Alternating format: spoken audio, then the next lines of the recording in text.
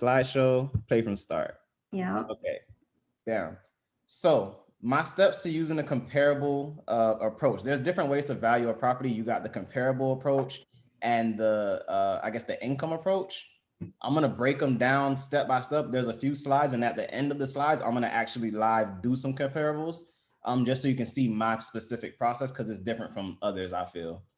So I start by just looking at the property on MLS, either the current listing or if there was ever a listing. If it has never been on MLS or there's no record, then you can just go straight to Imapp. But you're really on these websites just to kind of look at what you're working with. MLS is going to have pictures of the property, some details, a description. You can probably see either how it is or how it was before the current potential seller or buyer. It's just how you could kind of get the backstory on the property and see what it is you're valuing.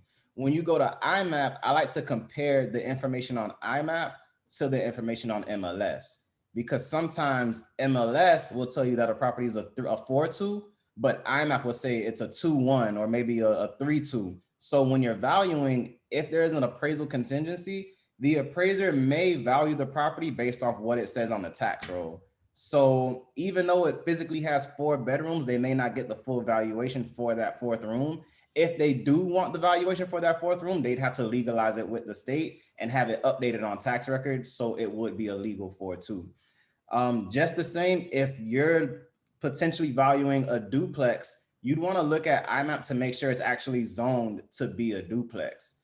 If it's not zoned to be a duplex, you got to value it what it legally is. If it's a legal single family, value it as a single family, and just notate that it's gonna need an additional, some additional cost or work in order to legalize it and get it either back to a single family, or if it's able to, a legal duplex. Khalid, do you want questions along the way or at the end? You can ask along the way, I don't care. Okay, so where do we usually find the information that is correct as far as what the county has? Imapp, is that like if it says 421 Imapp, that's what the county has it registered as? Yes, because Imapp is kind of linking to the tax roll. It's linking to different sources. And whereas MLS is just whatever the realtor puts in. Right, MLS is subjective. Okay, got it. Okay, and then once I go into MLS, all right, backtrack. While I'm already on Imapp, I'm gonna show you how I do this, but it'll let you run some quick comparables. And Imapp, because it's the tax roll, it'll also include off-market transactions. The trade-off is Imapp will not show you pictures. So you can only see what sold, when it sold, how much it sold for, and I guess the square footage and basically the layout. If you wanted to see pictures of what sold, you'd have to go back to MLS. So Imapp, I just used to kind of get a general idea to see where the numbers are, get an idea of the price range. And you'll start to see some properties that are the exact same sold for a lower amount, a few sold for this slightly higher amount, and then there's a couple that just kind of hit this peak amount. Usually that's come on in, Aisha, bam. Usually that's because, oh, okay, I lost my train of thought. Okay, usually that's because there's differences in the either the condition of a property, maybe it's fully renovated, maybe it's just move-in ready, but still could use some updates to get it to that top tier, or maybe it's just there's some problem going on where the seller had to get rid of it fast. Usually maybe it has some leaks, maybe it has some issues with the city. But properties that have those issues, they're going to sell for generally a lower amount, and you'll see a trend into that low amount. So we're going to look out for that later when we start doing these live comps. I'll go to RPR just to get like a quick, it's kind of like a Zestimate where you don't have to do anything. You just type in the address and hit enter. And RPR, which is Realtor Property Resource, it's paid for through your MLS. They're going to give you what they think the property is worth. I just use that just to kind of get a guide to see if I'm far off or not. And if I'm far off from RPR, I'll try to do a little more research to see who's wrong. If I'm pretty dead on with RPR, I'll have a little more confidence and I can just kind of move forward from there. So when I get back to MLS, that's when I'll do my detailed comps. I'll look at pictures. I'm reading conditions. I'm looking at the days on the market. I'm seeing the sale terms. You get all the information you need to see from MLS. You can even look at the map and just make sure you're getting the most similar to your property comps. I wish I said that sentence better, but you know what I meant. So when I'm picking the area to do comps in, the general rule of thumb is to search within 1 mile. I feel like that concept is kind of dated because since that ideology kind of came about, I feel like subdivisions and different communities weren't really a big thing. And the market was kind of different. So now that there's so many people with different amenities, different association fees, I try, if there is a subdivision or an association, I try to check only in that area first. If there's nothing in that building, or maybe it's just an open neighborhood without a subdivision, just like randomly placed, then I'll do the 1 mile approach. But my concern with the 1 mile approach is that I've been to many places where you're on one side of the street and it's one thing, and then you cross over, or maybe you go over a bridge within like a few feet away and it's a whole nother area. So this just kind of makes it a little more detailed, because if Monarch Lakes has 30 properties that just sold, I don't really care to search outside of Monarch Lakes. I feel like I'll be beating a dead horse to continue pushing that point. Let's see. When I'm done with my whole comps, I prepare an RPR report just because it's a neater way to present it to the client. So let's move on and we'll get into this later. Oh, gotta click. Perfect. Now, when you're valuing a property with a cap rate, meaning it's an investor, their goal is to rent this property out, or some way or another, they want to make income from the property. It's kind of a bit more valuable to them, or maybe worth less to them, because they're doing it for a specific return. Because they're doing it for that return, they have to buy it with that return in mind. So if you're selling, say, a duplex, a fourplex, these properties are built specifically to generate a certain return. So multifamily will more often than not be valued with the cap rate or income approach, just because that's the highest and best use of that property. So the first thing you want to do is just identify what cap rate you're looking for. The cap rate, just to define it quickly, it's your risk rate. It's the rate of return. So generally, the higher the cap rate, the more risky this deal is. Therefore, the more money you would need it to generate for it to be worth it. To give an example, a savings account, you'll probably get less than 1%, because I can guarantee you, if you put it in there, you will get that return within a year. Because there's such little risk, they can give you such a little return, and it's okay. Let's just say you buy a property that maybe it needs a full renovation before you can rent it out.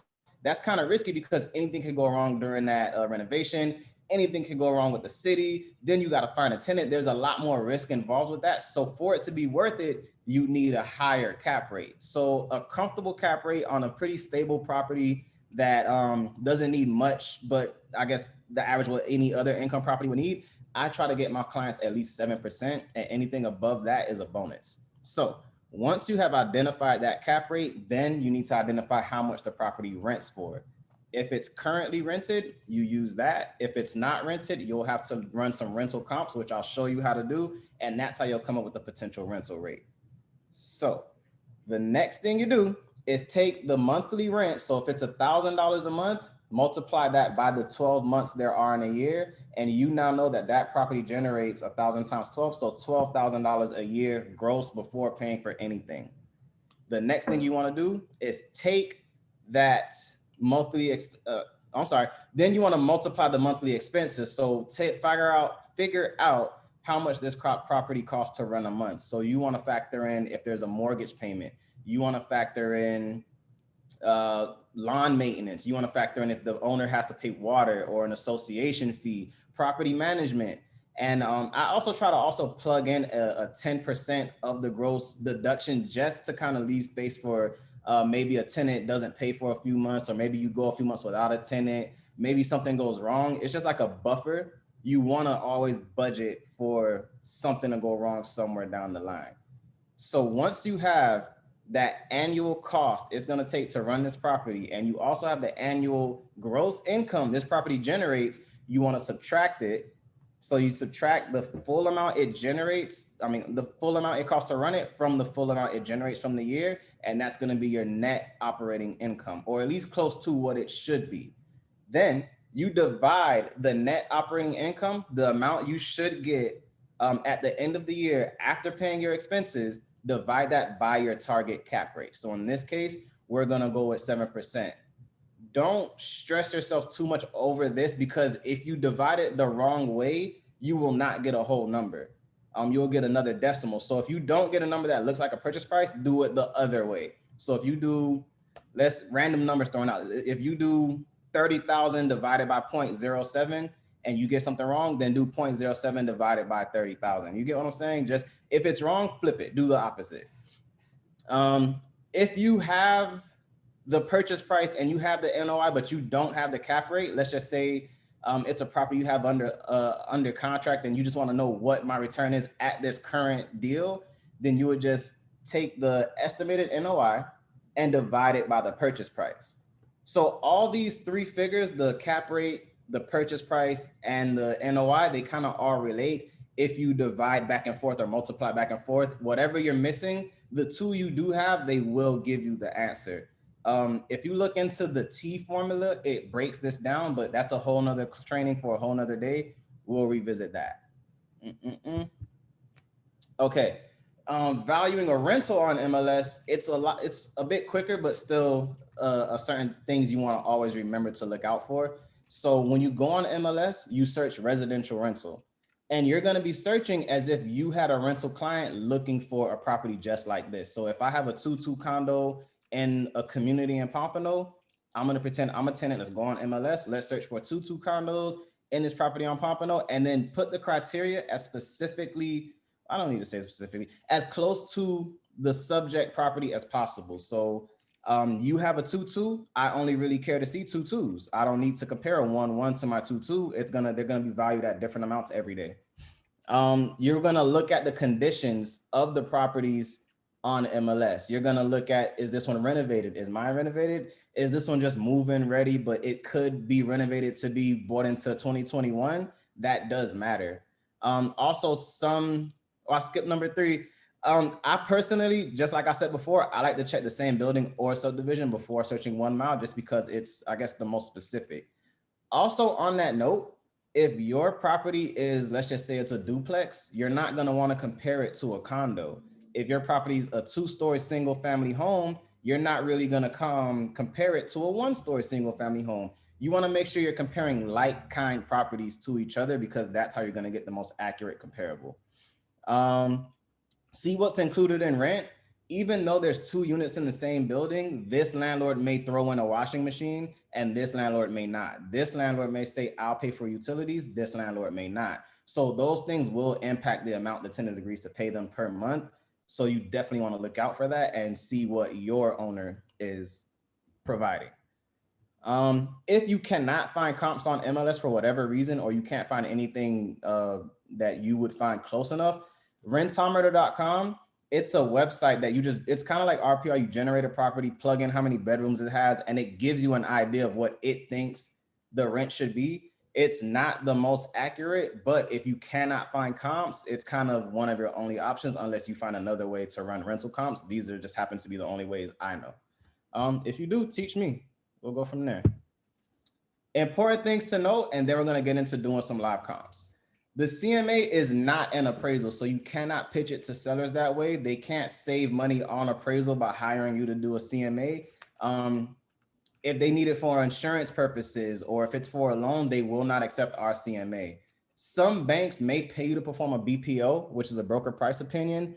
How it works is when they have properties they may be foreclosing on, they'd want to know what it's worth. These are banks, so they're not in the business of valuing property. So they'd hire a brokerage to assign a realtor to go to the property, maybe take some pictures of the outside, and take some notes and send them your opinion on what it's worth. They'll give you a certain deadline. They'll usually pay you about $40, maybe $30 per BPO. It depends on how extensive of a report they want, if they want pictures or not, or if, I think the distance is also a factor. If you talk to them, like if they know you're in Dade and the property's in West Palm Beach, I think they'll compensate you. I've done a couple, like literally 2, and some may feel it's not worth the time just because you're running all day and it's kind of, you can't really get a raise. The amount they agree to pay you is the amount they agree to pay you. So that's kind of why some people just don't like to do it, but you are welcome to get into it if you want to look into the BPO process. You just have to apply to the asset managers online. And the benefit is if you do enough BPOs for them, sometimes they'll upgrade you and keep you around and give you foreclosure listings. As they foreclose on them, they'll give them to you to sell it because obviously they're not realtors. Look at the photos of the comps you're using. Make sure you compare how the comparable properties look to the subject property. If one is fully renovated and one is not, they're definitely going to sell for or command different prices on the market. Check MLS and Imapp. Make sure you're verifying facts. Don't just read the listing and go with it. You don't want to get 3 weeks down the line, do an appraisal, find out the valuation is all off, and you could have foresaw this in the beginning and started to plan how you were going to handle it. Remember, properties are most commonly valued by the cap rate or the comparable sales approach. There are other ways like the cost approach if you want to calculate how much it would cost to rebuild a certain amount, a certain property, but usually an appraiser is going to handle that. If they call a realtor, we're probably just going to go at one of these two ways. Really whatever, well, I'm about to say number 6, highest and best use should always be considered. So what I'm saying is, okay, so I've had a property with 3 individual structures on it. It was actively a triplex. We had it under contract. They all needed to be fully renovated, maybe even torn down. It was a large lot, but 3 small properties. We ended up walking, and it turned out that that lot was zoned up to 9 properties. So it didn't really matter what was wrong with the 3 tiny properties. They should have been torn down anyway, and a 9plex should have went up because zoning allowed for it.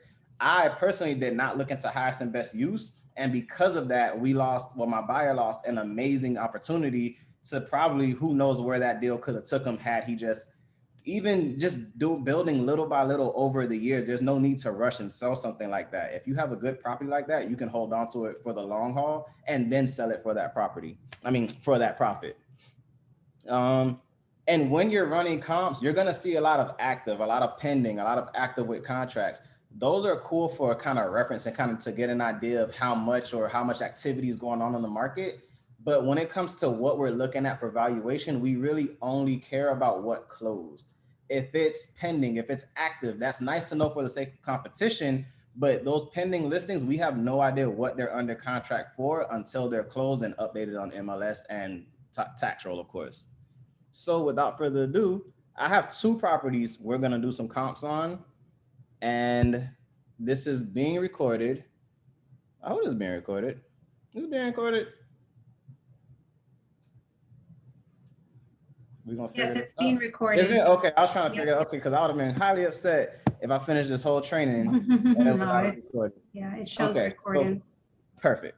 So the first property we got is 4354 Northwest 9th Avenue. Let me put my PowerPoint away and we are gonna do this. So here we are on the MLS. Like I said, the first step, I'm gonna pull it up. So let's search for it. 4354 Northwest 9. When searching MLS, don't be too specific. Just put the street, I guess, number, the direction, and the name or number again. Don't put the TH, don't put AB, none of that. Search it. Who's on my MLS? You about to be highly upset. Okay. Down. Oh, wait, no, that's me. I gotta log out. I wouldn't even say nothing, player. I wasn't even gonna say nothing. You could have just. Yeah, it's all good. It's all good. Yeah. All right. So on the top, I guess now y'all know how to get on MLS. That's something. Okay. 4354 Northwest 9 down. Okay. So you see how many it is? There's 142 previous listings with just this address. So I'm gonna click criteria because we're looking for unit 13-1B. That's too specific, so I'm just gonna type 13. And now we're back. 13-1B. Okay, look, 13-1B, here it is. So I found an old listing. I can see right here that this buyer bought it for $105,900, asking price. Was that a good decision? Let's find out. So on MLS, you see this is the original listing when they bought it. You can check out some pictures. There's the inside. It looks pretty clean. I would call it move-in ready, but I'm sure there's things we can do to bring it up to 2021. You know, you can put wood floors, you can put stainless steel appliances. So let's just keep that in mind. Obviously, this is just an original listing, so we don't know what it looks like now. We'd have to figure that out once we get there, but this is a good starting point. It's a 2-2. We can come down here. We see that I sold this property for that 109. It was a cash transaction, and it'll even break down the cost per square foot if you can't find a similar size property. Let's just say your property is 5,000 square feet, but you can only find comps that are 1,000. You'd break out this cost per square foot, and that's how you get the price for that. Another story for another day. So we're here. You see this little globe with the eye? That's Imapp. So that's how I'll get this property up on tax roll. I'm gonna click it. I'm gonna log in. And here's the property on Imapp. It shows the current owner. If I want to reach the owner, it's going to show me where I can mail anything to them at. And right here is the legal description. So if you want to see what subdivision or community or property is in, it's usually the first words of the legal description. So I know that this condo is in Heritage Circle in Deerfield Beach. It's odd that some places will say Deerfield Beach, but some places will say Pompano. Well, not that one, but you get the point. Some places will say Pompano. It's odd. So while I'm here, remember I'm saying I'm here just to check facts right now. So here's the information. I can scroll down. I can see the previous sales. Right here, building information, 2-2. MLS confirms it is a 2-2. MLS says 1,290 square feet. Tax roll says 1,290 square feet. All right, so we scroll up. You see right here, find comparables, all in RPR. So I click find comparables. There's a lot. So located in 1 mile, I don't want to do that. I want to search in the same subdivision. So update. Okay, there's still a lot. So I need to narrow this down again. Mine is 1,290 square feet. As I see, these square footages are kind of all off. So I'm going to say living area square footage within 5% because I want as close as possible. And just like that, 1,290, 1,290, 1,290. Okay, so these are everything in that community that sold within the last year in the same subdivision. And I can even sweeten the deal by saying same number of bathrooms, same number of bedrooms, update. Nothing should have changed because they were all the same anyway, but just to kind of make sure. So right here, last sale, do you see this? Oh, I can't, yeah, I can highlight. Okay, so last sale, that's what we're looking at. So 96, okay, we got some 118s. This one sold for 135, 115, 110. So you kind of see there's a trend. So you got some of them, they're under 100. They're around 95, 95, 95. Those probably needed work. Then you got 115, 118, 105, 110. These are probably, I would say, move-in ready, maybe need work. But then this 135, I'm curious about, because that's a big jump. So let's see if we can look at it. I'd imagine that's fully renovated if I had to guess. So I click the little R icon. That means a realtor sold it. You see this one has no R. That means it was sold off market. And lo and behold, they didn't get that much. This one was sold off market. They didn't get that much. Okay, bam. As I said before, there's no pictures on RPR. I'm sorry, on Imapp. So I'm going to take this MLS number, come back over here. Oh, that's okay. We'll ignore that. I'm going to search it. Damn. So this is the one that sold from 135. Let's check it out. It's a 2-2, 1,290, just like us, but like I expected, look at that. That is nice. That is something there. It's also on a higher floor. Ours is on the first floor. This one is on, I believe, the second. So that does matter to people because it's a matter of privacy. So, okay. It's just good to know that if that condo was fully decked out, renovated top to bottom, they could get up to 135, maybe more, because this one was sold December 2020 in 15 days for cash. They didn't have to work very hard to sell it. And it's already rented. So whoever bought it, they just kind of took over the lease and it was okay. You can see right here, rental restrictions. If you were to buy that property and wanted to rent it, you would have no problems. It's okay to lease, and it's okay to lease your first year of ownership. So this is a really good property for an investor. So to think this person bought this property, let's go back to our tax. Oh, I'm sorry, I want property tax. Back up, property tax. This person bought this property in 2019 for 105.9. and they are selling as high as 135, I would say that's pretty good. Being that this one is move-in ready but not fully renovated, we remember our MLS comps, we come back here. I mean, our Imapp comps, we come back here. We can do it again. Living area within 5 in same subdivision, because I don't care what happens down the street. It's looking like around 115. Let's see if we, so let's go to MLS and do some MLS comps. But while I'm here, this quick RPR button, I'm just gonna hit it. Ooh. And then you're gonna see the RPR just gonna tell me what it thinks. I don't even have to do anything with RPR. I just gotta click it and wait. And there it is. There's our condo. We know it's ours because that's the picture. RPR thinks 126. Okay. I think RPR is right. Yeah, my concern is RPR never knows what it looks like. I see. That's the reason we got to kind of be a little I guess more diligent. Is that so? That's the one we're currently assessing, right? Yeah, this is the subject. This is 13-1B. RPR thinks 126. We could honestly probably get 121, 126 because someone paid 135. Exactly. And the only thing that was upgraded in that other unit was the kitchen. The tiles were the original. The bathrooms didn't seem upgraded. It was just they had a fancier kitchen and some stainless steel. And they painted. It just looked clean and fresh. Okay. That's really it. So to do this same thing on MLS, I'm gonna act like I'm searching for it. So I go to single family condo as if I was searching for a buyer. I know it's a 2-2, so I only really care to see 2-2s. And I know that community has other units with the same exact square footage. So I only need to see square footage at, what was it, 1290? 12 something. I think you can always just do 1200 plus. Okay. Oh no, but you don't want to go too much higher. What I'll do 1200 to 1300. Yeah. Range. Dang. It's a condo, so I only want to see condos. And right here, subdivision, complex, legal description. What was it called? I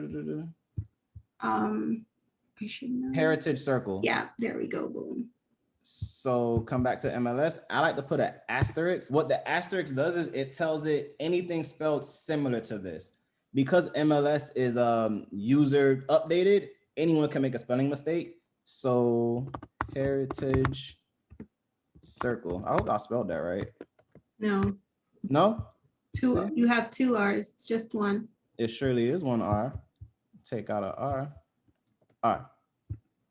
Okay, so there's 2 active right now. So now we add on active with contract, if it's pending, or rented. Rented, closed. There it is, closed. There we go, closed. But I want to see everything within the last year, 365. 9. So there's 9, and let's look at them. Yeah. So we got the one for 135. We got the really all of them, and then there's only 2 bedrooms. Well, 2 2s. 144, 139. Whoa. Yeah. So let's see it. The same thing. They did the minor kitchen update. You might as well update. Not even. That kitchen looks. Go. Can you show me the kitchen again? Yeah, come on down. Let's look at this kitchen. I mean, they did a little something. Okay. All right. I'm with you. Minor. Also on the first floor though. So that's good. This is literally your unit. Just they did stuff to the bathroom and painted. Yeah. Yeah. And this one is under contract? No, this one's active. It's been on the market for 2 days. DOM, days on market, 2 days on the market. Okay. Here's another one. 139. So it looks like everybody's trying to push this 140 for these. That looks really original. Yep. I don't think they're gonna get that 140. Okay, and then let's see how long they've been trying to sell it. They've been trying to sell it for 133 days. Oh, yeah. And they originally tried to get 144,999 for some reason. So they really need to drop this price if they want to sell it. But you see, the higher the price, the longer it's gonna sit because it's for what? If I could get this one, probably at a better deal and it's nicer. Okay, now we're getting into what's closed. So you see they listed it for 135 and they got 135. This is the one we already looked at. Right. They did that in 15 days. Okay, now we're in the 118 territory. They wanted 127.5, but they got 118 and it took them 83 days to get that 118 using a conventional loan. I see. So here's the pictures of the 118. And could that be part of the difference in time frame as well? Because the other one, it closed in 15, but it was a cash deal. This one was 83, but it was a conventional loan. So are they factoring the date you go under contract or the date you actually close? The DOM, that's going to be from the list date to the date they went under contract. I see. Okay. So list date 8/2020. They went pending 11/2020 and closed. I see. 12/2020. Okay. So they didn't factor in this month it took them to close. Got it. Okay. All right. And if you look here, it's not a short sale, not a foreclosure. So they didn't really have much urgency to sell. They really just decided to let it go for that price. Mm-hmm. Here's another one. There's no pictures of this, but I see they wanted 126 and got 115. Because of those pictures, I'll just look at the remarks and see if they put anything. Mm-hmm. They literally said nothing about it in the remarks. I don't know how they sold this. In 4 days. Okay. So they sold it in 4 days for cash, no pictures, no remarks. They just took, it seems they took the first offer they got. Yeah. Try to market it. So, okay, 124.5, they got 122. It took them 86 days. So it seems like the people that are really marketing it, they're in this 80-day range. Yeah. Also tenant occupied. All right. Original. Mm-hmm. So it's looking like the 120 range. Okay. Yeah. So RPR is pretty dead on. Here's another one. This one's kind of upgraded, I would say. No, it's not. Mm-mm. Nah, that's a nice kitchen. They slightly updated the kitchen. It was like something went wrong and they had to redo it. Okay. That's what it seems like. So slightly updated. Yeah. But 120, they let it go for 110 in 3 days. They just wow. It for cash. It's either 3 or 4 days or 80 days in this community. Yeah, there's no in between. If you want to market it, you gotta wait. So they wanted 109, they got 105. They probably did this quickly because this is vacant, move-in ready. It's move-in ready, but it has the option for you to buy it to flip it. So an investor probably bought this to maybe renovate it, I'd imagine. Okay. We'll look at how they bought it and everything. Okay, that's kind of updated. Yeah, they've got some updates in. Yeah. Okay. They did that in 98 days. 98. Oh, they got over asked. Oh no, that's the original list price. Nope, they still took a loss for cash though. And the last one, this one they wanted 99, they got 94. In 70 days, also cash. So it seems like a lot of people are buying in their cash. Okay. And under so the average marketing time in here is about 3 months. Right. I would say you should get 120, 125. You could probably price it at 130 and get away with it, honestly. That's what I was thinking. 129, 999. Yeah, the nines usually help. So just to kind of get an idea of what is actually available in there, I will take out this and just see how many 2-2s they actually have. There's 28 2-2s altogether. It's just there were only 9. You're looking at including the close, the pendants, and so on. Right. Mm-hmm. Okay. So agent single line display, just to kind of give you an idea, let's sort it by square footage. These are all 2-2s, but different layouts. Mm-hmm. So 12. So hold on. The one at the top is listed for, no, very top. You got to scroll up on your page. Like all the way up. 160 for a 950 square foot 2. Let's look at it. Oh, see, they did some upgrades and they're trying to get it back. This is what I call overdeveloped because I was just about to say, yeah, this much, right? Wow. This is usually someone that just says, I want to flip real estate. So they just say, you can buy this one for X price. And they're like, deal. And then they just flip it. That happens. And then they've been trying to sell it for 38 months so far. They're probably going to go for quite a while. I'm honestly curious. Let's see when they bought it and how much they bought it for. Yeah. So Imapp, these are the crazies. And they bought it in 2016 for 80,000. I don't know. Oh, but it's a revocable trust. They probably, wait, 80,000. So maybe they weren't flipping it. Maybe they bought it and souped it up to live there for a while. It's been 5 years. Maybe. Because maybe usually they, when I see a trust, usually someone died, but I've never yeah, seen revocable trust. I don't know what yeah, revocable that's is. why I pulled back my comment. I was gonna say, Yeah. I wonder if it's probate, but then I saw revocable. I was like, I don't know what that is really. Yeah, but either way, it may be the nicest unit in the community. But Yeah. would you want to do that? If I'm shopping here, I have 160. I could get the nicest one in this community, or just be in this nice community and upgrade it later. Can I see their comments? Yeah. Beautiful, totally upgraded. Everything is perfectly done. Granite countertops, custom made cabinets, very tasteful and modern. Brand new stainless steel appliance, upgrade bathroom, jetted jacuzzi in the master bedroom. Lots of storage, especially in the kitchen. Master walk-in closet, must see, won't last. Well, it's kind of lasting. Located 15 minutes from the beach. Everything close by. Groceries. Okay. Property Yeah. must be owner occupied. No Yeah, because investors. you want to finish it? Well, isn't this the same community? It is the same community, but this is the issue with that seller, not the community, because that seller seems to not live in the country, or they're not a U.S. citizen. Oh, the FERPed part, the Yeah, FERPed if they sell part. it to an investor who has no intentions on living in it, they'd have to, I don't know specifically who, but they'd have to withhold 10% of the total Yeah. proceeds in order to verify that they paid the taxes on the profits. If Got it. the person is living in it, then they don't have to do that. Right. So Okay. they can sell to an investor. They're just choosing not to because they don't want to lose 10% for a year. I got it. They hold it until the following tax year.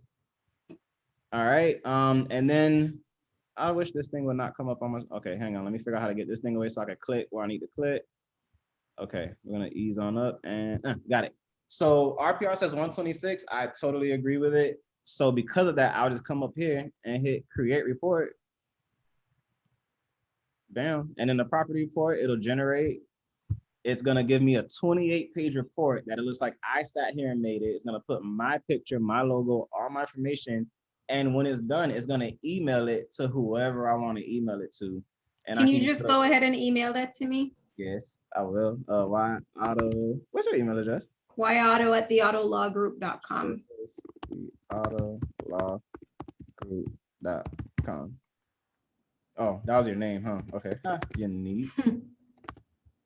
I will include your name, and I'm gonna email it to you there.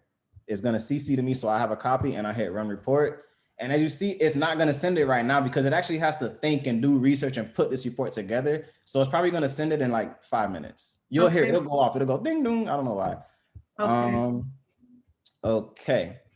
So now let's just say we wanted to run rental comps on this property. The same situation. I'm gonna come to residential rental.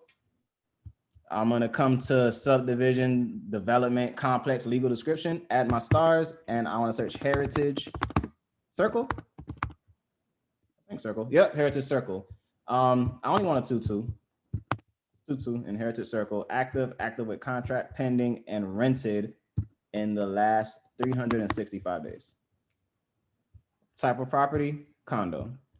There are 23.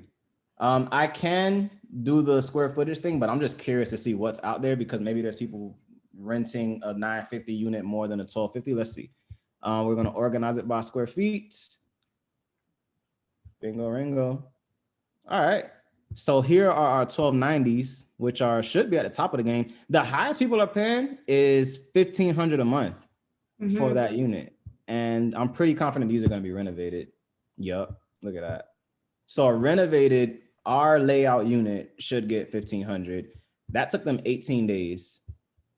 Oh, no, they didn't get 1,500. They took 1,475. Still good. Just the same. This one also renovated. They wanted 1,500. In 25 days, they got to 1,500. So the rental marketing time here seems to be under a month. 1,390, 35 days, just over. And this one, I'd call that move-in ready, but still needs to be updated. So our unit should rent for about 1,350, maybe 14 if there's nothing else available. Right. This one just needed a lot, and they still got 1,350 in 23 days. So it's not going to be hard. Back to criteria. Oh, I'm sorry. Let me go back here and let me just look at one more thing. Yeah, there's only one active 2-2, and it's 1,350. So once this one active 2-2 is gone, there's no more 2-2s in Heritage Circle. What are the others? They're all 2-2s. It's just this is the only one that's active. Oh, I see. Yeah. So if I wanted to just see everything. How long has it been on? This one has been on 3 days. They just did it. Okay. So I don't expect this to survive to next month. I think it's someone's gonna Right. And then if I want to just see everything they have, I'm just gonna take out the bedroom and bathroom and see everything in this community. There's 49. And agent single line, we're gonna sort by status. There's 5 total listings in Heritage Circle. Two or two bedrooms. One's 1350, one's 1300. Mm-hmm. And then 3 1-bedrooms. Yep. Okay. And then to come down here, the 1-bedrooms, they're going for 11. Yeah, it's like you get up to 1,200 for a 1-bedroom and 15 for a 2. That's pretty good. That's not bad. Yeah, that is pretty good. Yeah. So rental comps, that's really the gist of that. And then there's one more I want to do, 4160 Northwest 21st Street, just to give you a different perception on comps. So let's start it over and do it one more time. 4160 Northwest 21st. This one we're looking for unit 232C. So I'm going to hit criteria and add 232. 4 matches. Love it. So it's definitely one of these. I'm pretty confident that all of these are going to be the listing, just different times.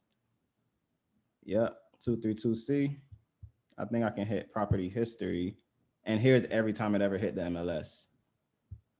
That's weird. The last time was 2012.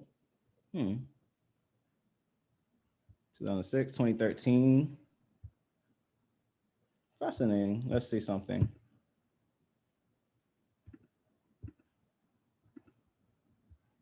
I think 232C. 232C.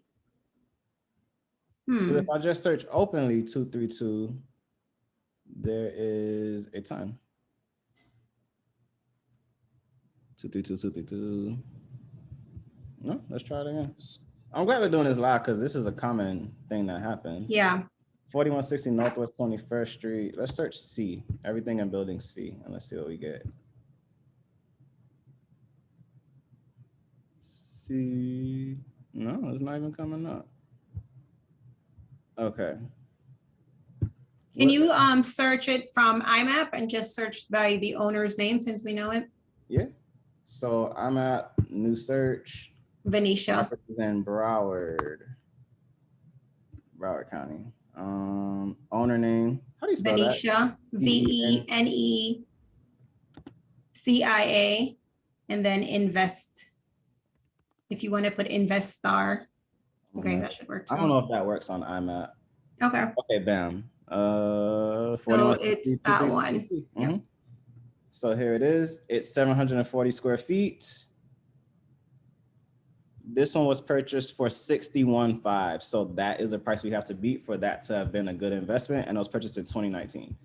So I start here, find comparables. In same subdivision. And I want as close to my square footage as possible. In the last year, update. There's one. But they got 76,000. That's good. Okay, so property tax, let's just look at it one more time. They got 76, we paid 61. So we're off to a good start. Let's look at RPR, see what they think. Oh, so that last report is ready. Okay, so you should have that in your email now. Okay, let me check. Okay. Yep. And this one, it feels it's worth 78,000. So we're gonna go on MLS and see if we can confirm or deny that. But I would think that's good from 65 or 60, whatever. Yep.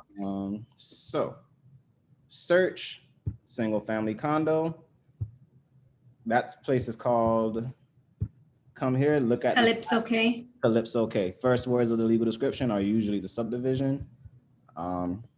Asterisk, Calypso K. Star. There's one active with contract, closed sale, and let's see what's pending, but I want to see everything in the last year. Okay, so 4. There's only 4, so I don't really have a need to add in like 1 bedrooms Right. because there's such little inventory here. So hit results, and here they are. So these are all 2-2s. We have a 1-1. Right. Can we expand the time frame? Oh no, this is everything. This is Calypso. For the Okay, last year. It just has little isntory, and Yeah. even the one we bought isn't going to show because that was 2019. That's beyond a year ago. Right. The one person is trying to get 113 for this 2-1, and they've been trying for 53 days. I'm just gonna look at the average, like see how long these people have been on the market for. That one closed. This one closes a 2-1, 29 days for cash. They wanted 79, they took 72. Let's look at it. There's not even pictures. Great opportunity. Rent it for $990. I don't care how nice the tenant is. Okay. Yeah, you do. Yeah, I do. It does matter. It does matter. Let's see. Cozy. Okay. Other pictures here? Because they wanted 74, they got 69. Wow, that is gray.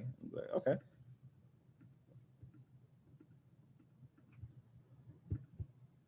$74.69. And how long? In 19 days.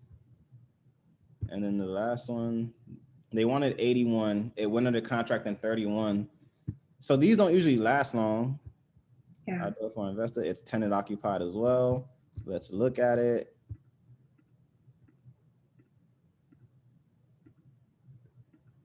It was all right. It was kind of nice. Mm-hmm. So they wanted 80. So in a time like this, you just kind of have to eyeball it because there's literally one on the market. It's a 2-1 for 113. So if you list your 1-1 for the, what did RPR say? 70. Mm-hmm. I don't know if you guys can see this little thing that's taking over my screen. Hang on, I gotta wait for it to go away so I could click up there. Okay. There we go. RPR said 78. I'm not sure we'll get 78 if these guys are letting their 2-1s go for 72 and 70. We may be able to list for 70, 80, and take an offer. Because the thing is, you just don't want these guys to drop their price too low. Because while they're at 113, you could come up and say, I'm 79, I'm 80,000, and probably be okay. Mm-hmm. But because there's such little inventory, like it's not even that there's not people buying here, there's not people trying to sell here. So you can we go to Imapp and see what they show for like the last 2 years? Yes. So I'm at find comparables, and then same subdivision, but in the last 2 years. Update. And can you take off the ignore bedrooms and bathrooms and put same? Yes, same, update. Okay, so 3 have sold. Okay. 77, 76, and 68. So 2 of these sold off market, so they didn't pull up in the MLS just now, right? Is that why we didn't see them? Right. They sold, this one sold last month. And this one sold February of last year, but both off market. So it was just someone went directly to the seller. But again, people just don't list here. This one for 68 sold on MLS, and we can look at it by just copying the MLS number and putting it into MLS. And here we have the picture. They wanted 70, they took 68 over 11 days. And these people don't. Oh, I can see why RPR recommends what they do now. Because RPR pulls all the records. Mm-hmm. Okay. Whatever it can find, it just compiles it together and then gives you a report. Right. And then another thing you can do while you're here, if you wanted to, is you can just check demographics if it's going to be like a landlord, because you kind of want to see who lives around there. So as you see, this is just slightly more owner occupants than renters, but this entire area, there's a good amount of tenants there. A lot of people don't own their houses here. Right. You can look at the average age. A lot of young people, a lot of younger people. So they tend to not, stay in the same place long, especially if they're moving around. They just kind of rent. So they move place to place. else will be pertinent? Place of employment. Majority of the people in this city work in this city. And also majority of the people are families. So you know in this city, a 2-bedroom or a larger unit will be more ideal for an investor because there's so many married people. And this, the occupation stuff like this, you'd only really want to look into if you're doing like, if you're kind of getting into a very unique market like luxury, you'd want to know because you'd want your property to really appeal to the target audience you're trying to reach out to. So this is where you come to research your market and see how you need to do your marketing to attract the people around you. Any other questions on that? I feel like, did I do everything? I feel like I did everything. Oh, fun fact, if your buyer is trying to flip, whatever you come up with as your after repair maxed out value, have them deduct what they feel it's going to cost to fix it up to get it there and give them a 30% profit margin. So just take off another 30% off of that for them to really, for it to be worth them trying to do all of this flipping, because that 30% covers the potential profit. It covers things to go wrong. It covers additional wait times if they have to pay the mortgage or whatever fees they have for an additional few months. That 30% is what makes the flip make sense for them. If it's under 30, they may not find it worth it. So the offers tend to be crazy on flips, but you got to put out a lot of offers in order to get one flip done. So I think that's it for now. Wait, email me this before you close it. Yeah, oh, I'm glad you said that. Yes, I will. Let's do it again. So this is what you usually forward to someone who wants to sell and they're asking you to help them assess how much they should list it for. Yep, I can even send them a seller's report, which is, as you can see, this one's 28, this one's 81 pages, so it's even more complex. And I've never fully read through it. I just send it to them and they're just like, wow, this guy is, he knows what he, you know, so I'll send you the seller's report for this one so you can check it out. And then, can you send both? Because he's gonna want apples to apples. I think I can. Nope, I cannot. No, I have to send one. well, let's just do the property report because he's not going to be impressed. He's going to be bothered. That makes sense. Okay. Why auto? Oh, what's happening here? At the autolawgroup.com.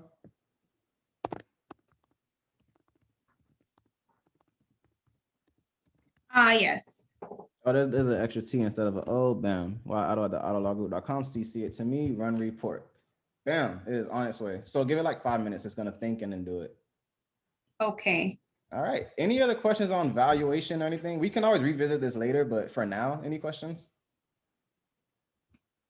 All right. No, I think it was pretty thorough. Awesome. Have a better handle now. So thank you. No problem. So if anyone has a question on anything, you can always reach out to me. I'm going to find a way to upload this training so you guys can re-access it. I'm going to see if I can edit and take out Unique's email address though, because it is right there. And I'm going to figure this out. So I appreciate you guys. I will see you in the next training. Call me if you ever need me at any point. Cool. And don't stress over my email. I'm fine with it being there. If you. Oh, okay, Yeah. good. You don't have to try to redact it or anything. All right. Thanks, Khalid. Appreciate it. All right. Bye, guys. Bye-bye.